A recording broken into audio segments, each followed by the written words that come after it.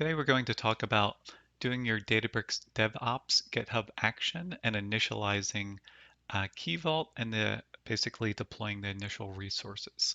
So there's assumptions at this point. I'm assuming you forked this GitHub repo, the Databricks DevOps one I have here. So I'm assuming you forked that to your own repo. There is another video on how to create a service principal. So at this point, I'm assuming the service principal has contributor access at the subscription level. So this will allow the resource groups to be created for you, or the service principal has contributor access to 3 resource groups that you've created in advance. And the name of the groups would be these 3 names here. Again, you can change these, but for the purposes of the walkthrough, we'll be using these 3 names. And that you have successfully created a GitHub secret with the service principal information, the JSON, and called it Azure credentials. So I'm assuming we're all set up and linked at this point. And now we're going to run an initial deployment. So you can skip this step if you have your own KeyVault. I'm going to show this to you anyway. It'd be good to watch it. I would also assume that if you have KeyVault, that you have a KeyVault per environment, dev, QA, and production, and the keys will be the same names within them.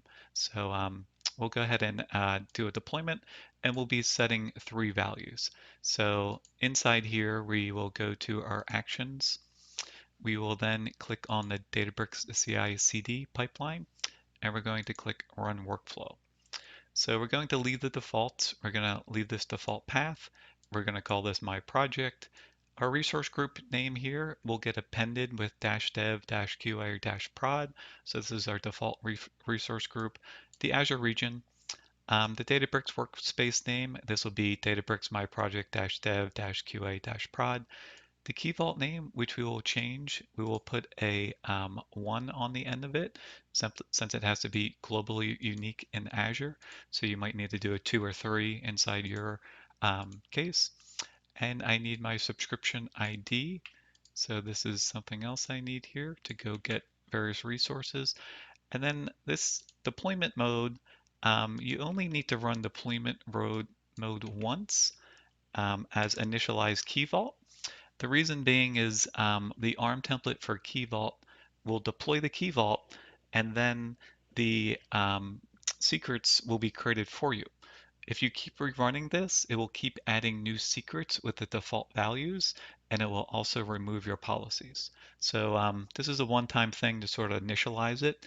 Again, if you have your own KeyVault, you don't need to do this step, but it'd be good to see what items are created in there. So I'm not going to click run because I've already run it, and it takes a little while to run. And what will happen is you will see it will run a workflow GitHub action, and it will do a build, a dev, a QA, and prod step. If we click on like dev, you'll see it will download the artifacts. It will deploy the ARM template for KeyVault, but then it's going to skip the rest of the deployment. The reason we need this KeyVault is because we need a service principal that will be able to call the Databricks REST API.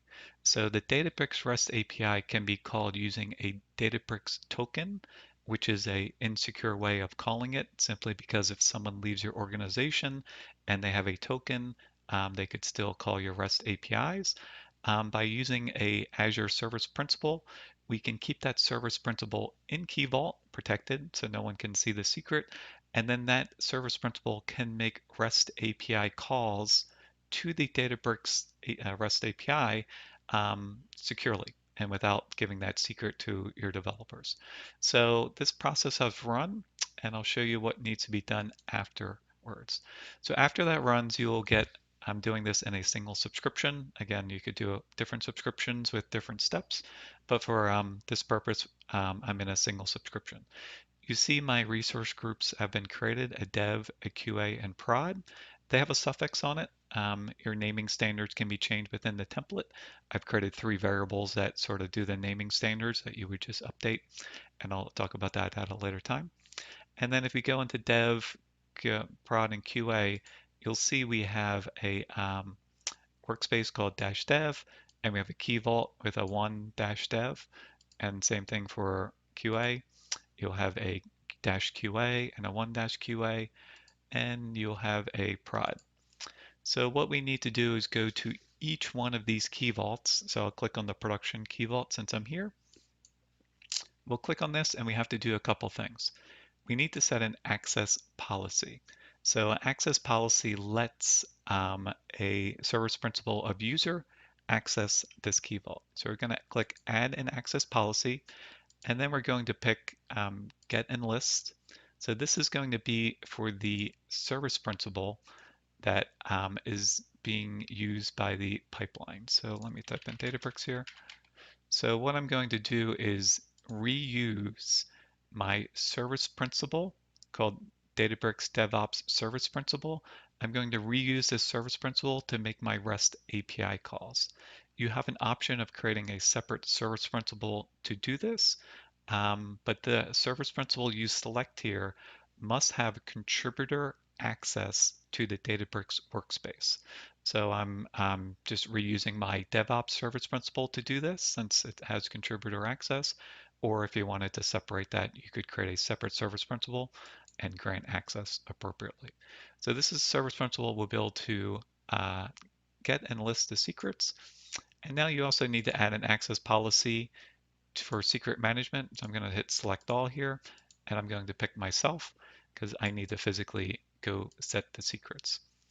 So hit add, and then I need to hit save. So I have two people here. I have my service principal that will reach in during my DevOps pipeline execution to go over to KeyVault and get these values I'm about to set. And then I have myself so I can actually physically save these values. So once you've saved that, you should be able to go to secrets, and you'll see we have predefined secrets in here. So we need to populate these. You can click on the current version. I'm just going to show you what it looks like and hit show secret value. They say, please set me. So we need to actually set the appropriate values. So I'm going to click on the client ID. I'm going to click on new version. I'm going to come over here and steal my client ID. So this is my service principal credentials. I'll paste the secret here. I'll hit create, and then I will go to back to secrets. I'll click on client secret, new version, and then I am setting the actual secret now. So I will copy the secret, whoops, over here, paste it, and we should just have to do the subscription ID, which we'll grab real quick. So the subscription ID is new version here. So I will add that, hit create, and then I will do the tenant ID. So you will need to do this for all your dev, QA, and production. So you have to do this 3 times. It's a one-time operation. So basically our key vault has now been initialized, which will let us now rerun the pipeline. And I'll do this in another video in a minute. We'll run the pipeline again, which will actually deploy our Databricks artifacts. So in summary, we ran the pipeline once and we did the initialize key vault. So we ran this action by clicking here, and we clicked run workflow. We gave the key vault a unique name because that has to be global. We typed in our subscription ID, and then we overrode this string to say initialize key vault, and that resulted in our resource groups being created, dev, QA, and prod. It creates, these are the Databricks resource groups where the compute gets deployed, and then inside each one of these resource groups, you will get a Databricks workspace, and you will get a key vault. So once you go into each one of these key vaults and set the values to your secret, we will then be able to run this pipeline and deploy our Databricks artifacts. So I'm going to do that in my next video, and that's it for now. Thanks.